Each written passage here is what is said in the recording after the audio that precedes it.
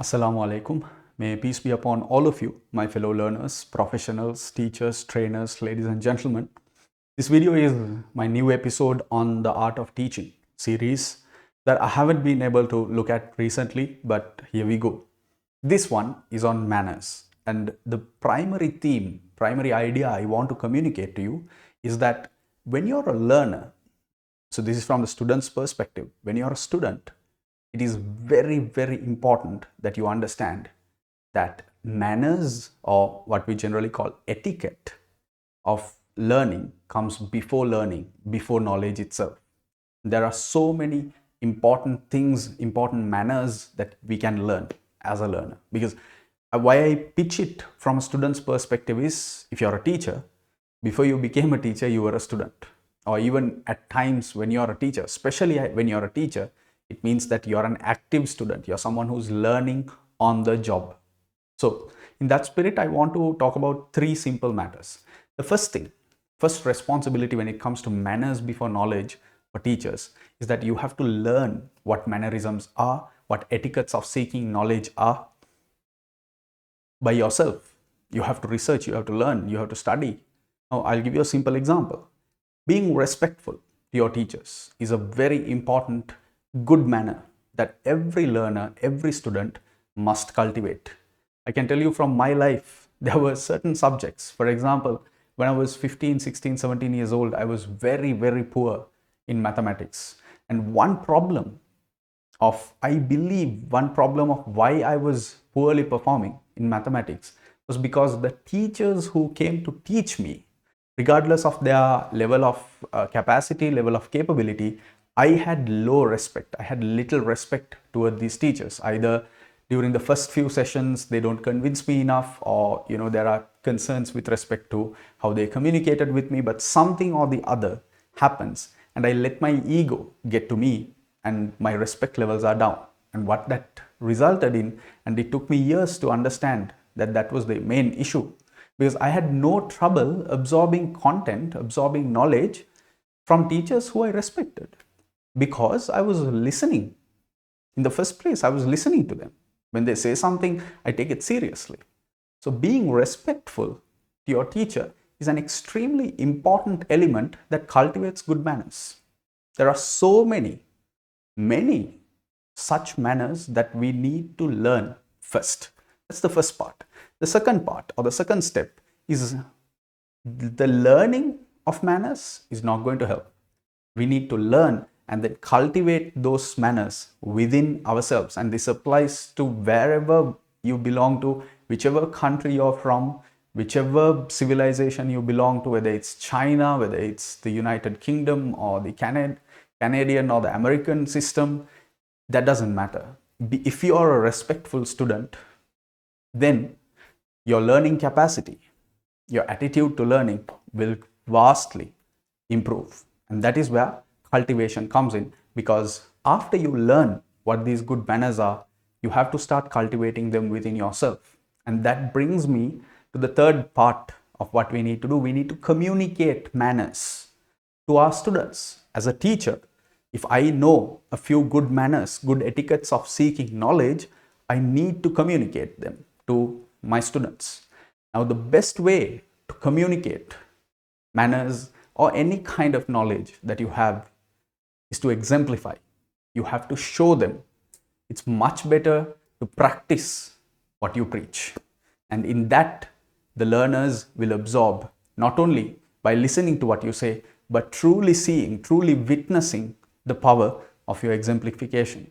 And I can tell you a general example. I have taught several batches in my life, various subjects. And with some of these batches, with I think about 5% of all the work I have done, depending on various reasons and various troubles of my personal life, there were sessions where my mannerisms were very poor. Either I use obscene language, either I use don't care attitude, either my attitude toward the students themselves is very poor. My mannerisms are not very crafted, not very carefully contemplated and managed. And in every single one of those sessions, I can guarantee to you as a teacher, my students' performance was poor. There were students who had, abandoned coming to my sessions by the third week, fourth week, deeming that, I was not someone that they can engage with. I was not someone who was saying things that they could understand. And today, when I reflect on those sessions, I feel extremely sad, extremely disappointed about my performance. Thankfully, it was not a majority of my sessions, and I've learned how important etiquettes of learning are before learning itself. And this is something I have continuously wanted to communicate to my students, whether I taught business or performance or finance or enterprise, it doesn't matter. Throughout everything I teach, I also utilize some time to communicate what I know and to exemplify what I know to the best possible level. So I think as teachers, it is your duty. If you're a teacher, if you want to become a teacher, if you're aspiring to be a lecturer, trainer, it is important you learn first. Because most of the teacher training courses that I myself have been to, I myself even train, they don't have this aspect. The etiquettes of seeking knowledge, the importance of what manners, what behavioral elements are important before you start learning. And I see that I hope that in the future I can in great detail make videos and talk about what specifically these manners are. One, I just told you, having a deep respect toward your teacher, regardless of what kind of person your teacher is. That in itself can give you great knowledge. It can open many doors to you if you're a student. And if you understand that aspect from a student's perspective, as you become a teacher, as you grow, you will be able to exemplify it beautifully. Take it from me, from the example I told you. If we as teachers don't have good manners with our students, our character, the expression of our character to the students is very poor. And when they don't like the teacher's character, when they don't respect, because you can be in a situation where you don't like the person, but you can respect the character. There are many people I know, I generally don't like that person, but I have a deep respect. Despite my dislikeness, I have a respect because I know that that person's character is a solid one. And that is the impression we need to give.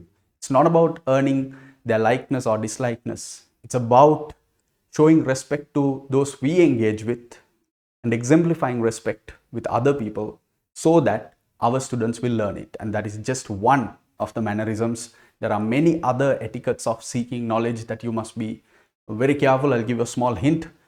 Everything begins with the heart. So think about purifying your heart. Think about having a clean, a clear, pure soul, pure heart. And that is the first step toward this direction. With that note, I remind you again, always remember to be a good learner, to make your students the best learners, best students possible in the world. They should have good manners that they can learn through you. All the very best to your teaching career.